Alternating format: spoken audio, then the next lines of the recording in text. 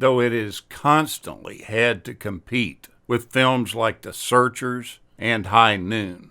There are truly very few Westerns that have the impact that The Good, the Bad, and the Ugly had on the American Western style of films. It is truly iconic and important, and was a massive success to director Sergio Leone. It catapulted Clint Eastwood into superstardom, and it changed the way that countless directors thought of the Western genre. It still has a huge influence on films today. The movie follows Clint Eastwood's character, the man with no name. He's referred to as Blondie, and he finds himself in a hate triangle with two other outlaws that are searching for a fortune that's hidden away in a cemetery.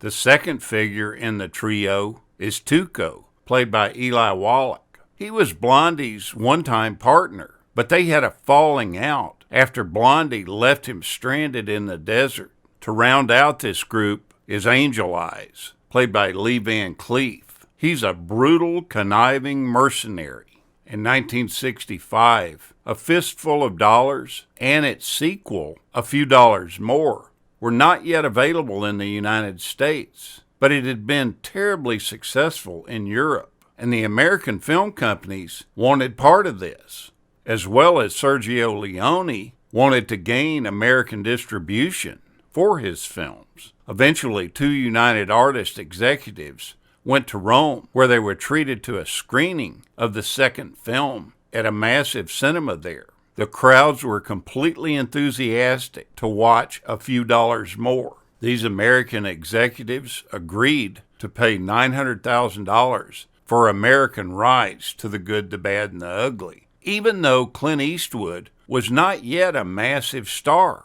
This would come a little bit later. Eventually, all three of Sergio Leone's Dollars trilogies were released in America over the course of a single year. Even though Eastwood wasn't quite a big star yet, his salary demands slowed up filming. He initially agreed to return for the third film, but he was disappointed when he read the script and discovered that he'd be sharing screen time with two other major players, that being Eli Wallach and Lee Van Cleef. He felt like this put him in a situation where he would be crowded out of the movie. Negotiations for his part in the third film fell apart. His agents and publicists worked really hard to bring him back to the production. And not being the big star that he is today, he had really less negotiating power than you might expect. He finally settled on $250,000 as a salary for the film, plus 10% of the profits when the film was finally released in America. And the thing that really topped it off, he got a new Ferrari out of the deal. The director, Leone, did an enormous amount of research for this film. Because the film was set in the Civil War, he wanted to preserve a sense of accuracy, so he came to America to research the film. He spent plenty of time in the Library of Congress going over documents and photos. Although the film is not completely historically accurate, he made a valiant attempt to introduce true facts into the movie. And one thing that really complicated production was that Sergio Leone didn't speak any English, and so he really couldn't have good contact, especially with Eastwood. He relied strictly on an interpreter when he was communicating with Clint during the production. With Eli Wallach, however, he was able to communicate with him in French because they were both fluent at it. And Eli Wallach said yes to this film after seeing only a few minutes of the previous films that Leone had done. For the role of Tuco, Leone initially wanted an Italian actor that he had used in previous villain roles, but he was unable to secure this Italian actor. So at that point, he turned to Eli Wallach, who he was familiar with from the movie The Magnificent Seven. Wallach was really skeptical about making a Western film with an Italian director.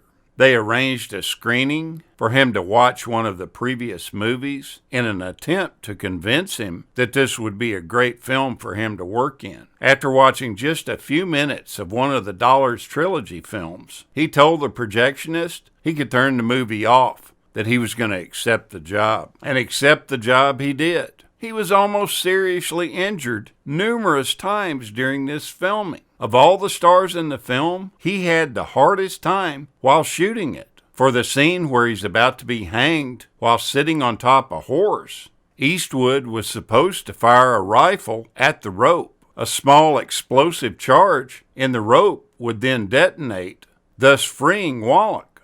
What the director didn't count on was that the horse was going to get spooked by the sound of the rifle shot. And he took off on a dead gallop with the actor Wallach on his back with his hands still tied.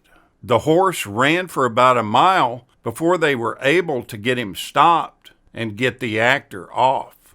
During the scene where Tuco escapes Union captivity by cutting his handcuffs off under a moving train, Leone wanted to make sure that the audience could see Wallach himself and not a stuntman lying beside the train as it sped by.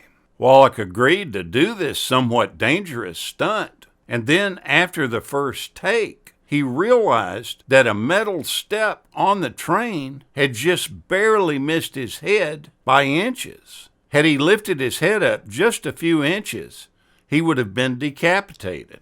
And his troubles aren't over yet. During the film's climax, when he unearths the gold hidden in the cemetery, the crew had applied acid to one of the bags of gold, so that when Wallach hit it with his shovel, it was guaranteed to split open on cue.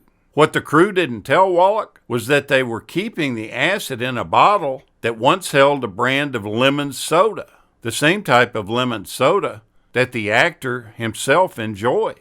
Wallach saw the bottle, and he thought it was his favorite drink of soda. He took a sip and quickly realized his mistake before it was too late. The scene of the final act of the movie is Sad Hill Cemetery, and it's a truly convincing set that was constructed by the crew. There was an enormous amount of energy spent to make this cemetery look so convincing for the final scenes and their showdown. When the character that Eli Wallach plays digs up the grave in Sad Hill Cemetery and discovers it's the wrong coffin, there's a real human skeleton that is filmed in this shot. You would think that the director would just use some type of crafted fake skeleton for the quick shot that was in the film. He wanted to use a real skeleton for a realistic look. And what better way to do that than find a skeleton that used to be an actress? And one of her dying wishes were that her bones would be used in future films done in this area. The production crew contacted the lady's daughter, and she was extremely glad to have her mom act in films again, even though she had passed away years earlier. I've tried to do some research and find out exactly who this Madrid actress was, but I wasn't able to figure it out. But in keeping with her mother's wishes, her daughter allowed her to be front and center in The Good, the Bad, and the Ugly. The ending of this movie is one of film history's greatest gun duels. Before reaching the cemetery, they have teamed up and double-crossed each other beyond all reason. Only Blondie knows the grave that hides the gold. All three men want the money for themselves. To determine who walks away rich, Blondie writes the name of the grave on a rock, and the three prepare to have the shootout of a lifetime.